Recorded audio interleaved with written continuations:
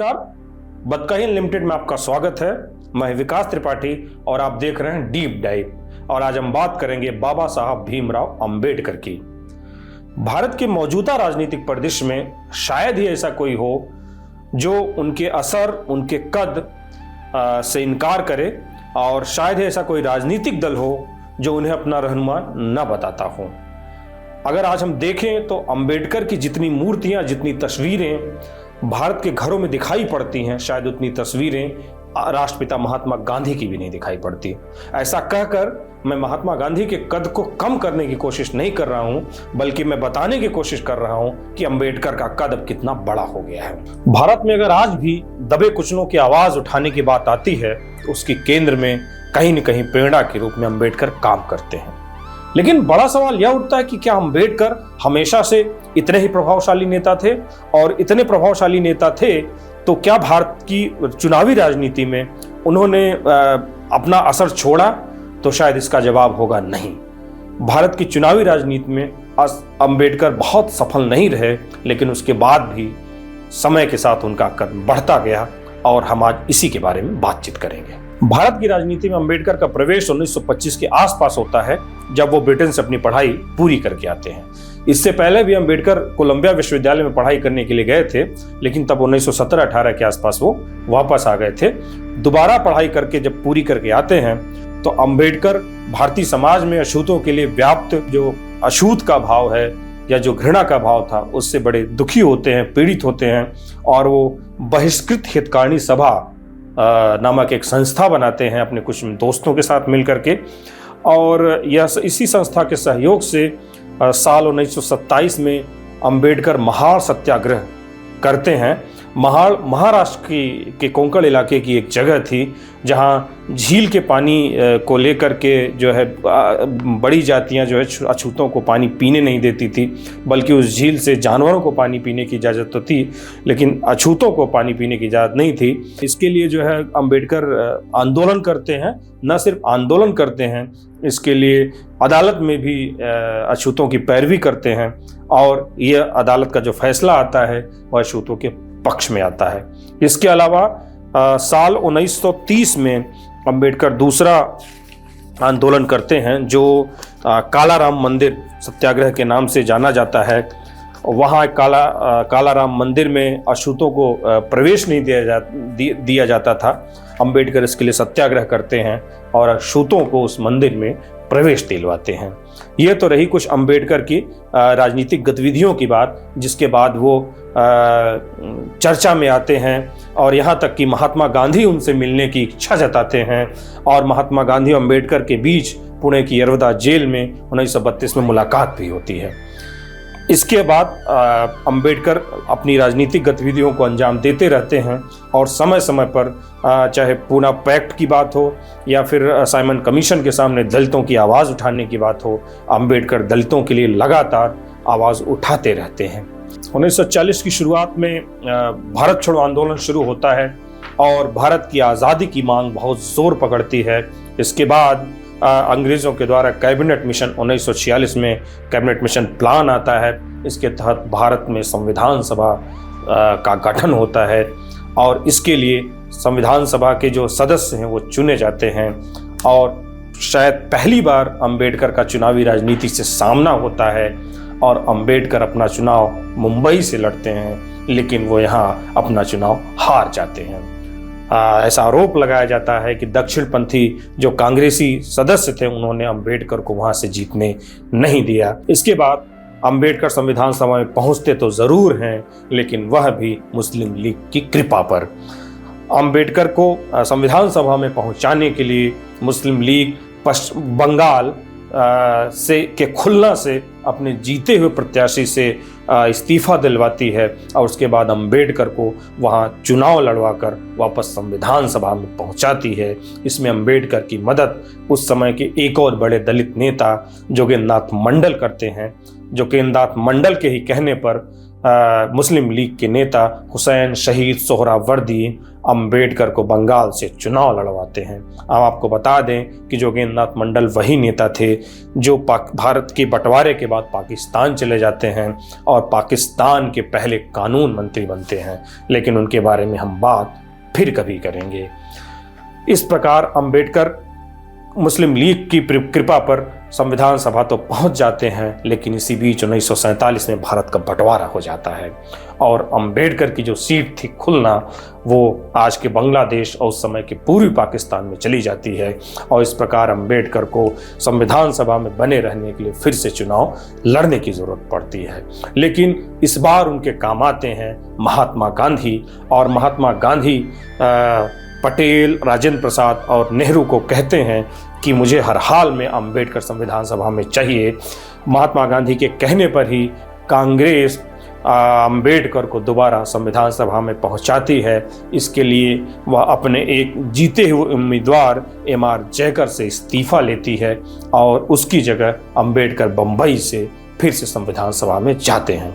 संविधान सभा और संविधान के लिए अंबेडकर का जो काम है वह आज एक इतिहास है और सब जानते हैं कि संविधान को बनाने में अंबेडकर ने कितनी मेहनत की। लेकिन चुनावी राजनीति उनके लिए कभी भी आसान नहीं रही। 1900 जब भारत का संविधान लागू होता है और 1951-52 में देश के पहले आम चुनाव होते हैं, अंबेडकर अपनी पार्टी शेड्यूलर कास्ट फेडरेशन के जरिए फिर से बम्बई से चुनाव लड़ते हैं, लेकिन अंबेडकर यह चुनाव भी हार जाते हैं और इसके बाद अंबेडकर 1954 में दोबारा उपचुनाव महाराष्ट्र के ही भंडारा से लड़ते हैं, लेकिन अंबेडकर वह चुनाव भी हार जाते हैं। कहा जाता है कि चुनावी राजनीति में लगातार मिलती असफलता अंबेडकर को तोड़कर रख देती है और पहले से ही तमाम रोगों से ग्रसित अंबेडकर और बीमार हो जाते हैं और उसके 2 साल बाद 1956 में अंबेडकर की मौत हो जाती है। ये तो बात रही अंबेडकर की चुनावी राजनीति की या उनकी चुनावी सफलता की।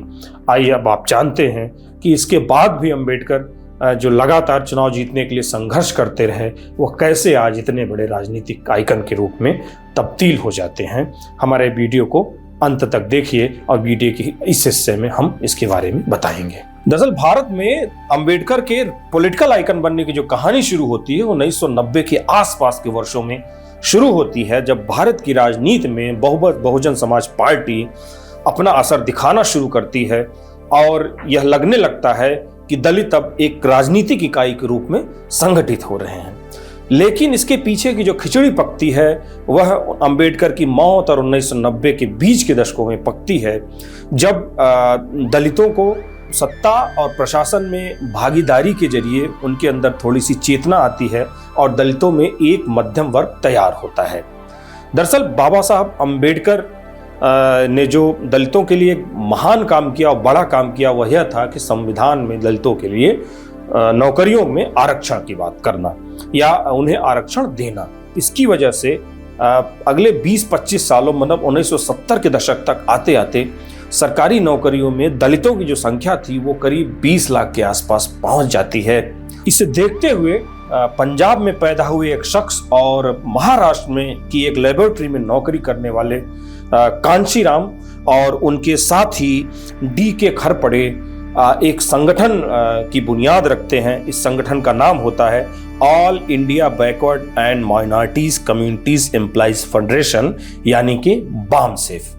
और मैं आगे बताऊंगा कि कैसे बामसेफ जो है दलितों के लिए सत्ता का मार्ग प्रशस्त करता है। कांशीराम जो होते हैं वो देश भर में जहां भी दलित नौकरियों में हैं उनको संगठित करने के लिए देश भर में घूमते हैं और 1970 के बाद के सालों में वो इसके लिए अपनी नौकरी भी छोड़ देते हैं और देश भर के जितने भी दलित एम्प्लॉई हैं उनको इकट्ठा करना शुरू करते हैं। बामसेफ को धीरे धीरे प्रसिद्धि मिलनी शुरू हो जाती है और ख़ास करके जो दलित राजनीति का केंद्र या दलित चेतना का केंद्र महाराष्ट्र हुआ करता था वह धीरे धीरे उत्तर भारत दिखने लगता है। और उस समय की कई मीडिया प्रेस रिपोर्टों की माने तो बामसेफ की सभाओं में 1 लाख से 1.5 लाख लोगों की भीड़ जमा होनी शुरू होती है हालांकि बाद में बामसेफ को लेकर कांशीराम और डीके खरपड़े के बीच कुछ मतभेद होते हैं और कांशीराम उस बामसेफ से अलग हो जाते हैं और सत्ता में भागीदारी का अपना रास्ता चुनते हैं और आगे जाकर कांशीराम 1984 में बहुजन समाज पार्टी की नींव रखते हैं। बहुजन समाज पार्टी जब अपना पहला चुनाव लड़ती है तो उसे कुछ विशेष सफलता नहीं मिलती है और 1984 के जो पहले चुनाव में बहुजन समाज पार्टी जनता के बीच जाती है तो उसे 10 से 12 लाख वोट ही मिलते हैं। लेकिन एक तरीके से अब सत्ता में दलित चेतना और दलितों की राजनीति में हिस्सेदारी की सुबगाहट शुरू हो जाती है। आगे के सालों में बहुजन समाज पार्टी जैसे जैसे राजनीतिक सफलताएं अर्जित करती है और ख़ास करके उत्तर प्रदेश में और उससे सटे दिल्ली के आसपास और मध्य प्रदेश और थोड़ी बहुत पंजाब में, उससे बहुजन समाज पार्टी एक राष्ट्रीय पार्टी भी बनती है और दलित राजनीति धीरे धीरे, दलित आइडेंटिटी की राजनीति धीरे धीरे भारत में अपनी जगह भी बनानी शुरू करती है। और इसी के साथ अंबेडकर भी दोबारा से भारतीय राजनीति के मानस पटल पर छाने लगते हैं। आपको बता दूं कि 1990 का दशक जो है, उसी समय भारत में पिछड़ों की राजनीति भी अपने चरम पर पहुंचती है और तमाम पिछड़े राजनेताओं के दबाव में और संघर्ष में जो मंडल कमीशन की सिफारिशें हैं वह भी भारत सरकार उन्हें लागू करती है, जिसके तहत पिछड़ों को भी प्रशासन में भागीदारी सुनिश्चित करने के तहत आरक्षण दिया जाता है। लेकिन आपको बता दें कि पिछड़ों की जो राजनीतिक चेतना है और दलित राजनीतिक चेतना में अंतर है। अंतर यह होता है कि पिछड़े पहले राजनीतिक आंदोलन के जरिए सत्ता में भागीदारी करते हैं और उसके बाद वह प्रशासन में जाते हैं, प्रशासनिक भागीदारी हासिल करते हैं, जबकि दलित राजनीति या अंबेडकर की जो राजनीति है उसमें ठीक उलट होता है। प्रसिद्ध इतिहासकार रामचंद्र गुहा अपनी किताब नेहरू इंडिया आफ्टर नेहरू में कहते हैं, दलितों ने जो रास्ता चुना वह पिछड़ी जातियों से काफी अलग था। राजनीति सत्ता का स्वाद पाकर पिछड़ी जातियों ने मंडल रिपोर्ट के माध्यम से प्रशासन पर दावा करने की कोशिश की, जबकि दलितों ने पहले प्रशासन में हिस्सेदारी हासिल की, उसके बाद राजनीति पर दावा करने की कोशिश की। बाद में जैसा कि सबको पता है कि दलित राजनीति आगे बढ़ती है और साल 2007 में मायावती अकेले दम पर भारत के सबसे बड़े आबादी वाले राज्य उत्तर प्रदेश की मुख्यमंत्री बनती हैं और इसी के साथ ही भारत में अंबेडकर की ने जो अलख जगाया था दलितों की चेतना का, वह दलित चेतना की अलख अपने चरम बिंदु पर पहुंच जाती है। ऐसी स्थिति में जो दूसरी पार्टियां हैं, खास करके जो केंद्र की सत्ता में की राजनीति करने वाली पार्टियां हैं, उन्हें भी लगता है कि दलित चेतना और दलितों को साथ लिए बिना या दलितों को हिस्सेदारी दिए बिना शायद सत्ता की चाबी अब उनके पास नहीं रहेगी। यही कारण है कि जितनी भी राजनीतिक पार्टियां हैं वो अंबेडकर को अपना रहनुमा बताती हैं और उनके बताए रास्ते पर चलने का दावा करती हैं और इस प्रकार अंबेडकर देखते देखते एक बहुत बड़े राजनीतिक आइकन के रूप में तब्दील हो जाते हैं। और जैसा कि मैंने पहले कहा था कि आज का वह दौर है जब महात्मा गांधी से शायद ज़्यादा मूर्तियां और तस्वीरें अंबेडकर की देश के घरों में, देश के चौराहों पर लगाई जा रही हैं। यह अंबेडकर की ही देन है कि कभी अपनी जाति और उस जाति में जन्म को लेकर कुंठाग्रस्त रहने वाला एक पूरा समाज आज उस जाति और या उस पंथ में जन्म लेने पर फक्र महसूस करता है और वह सोशल मीडिया के पोस्ट पर और उसके नौजवान लड़के लड़कियां खुद को दलित बताने पर गर्व महसूस कर रहे हैं और अपने आगे अपनी जाति के साथ द ग्रेड लगा रहे हैं।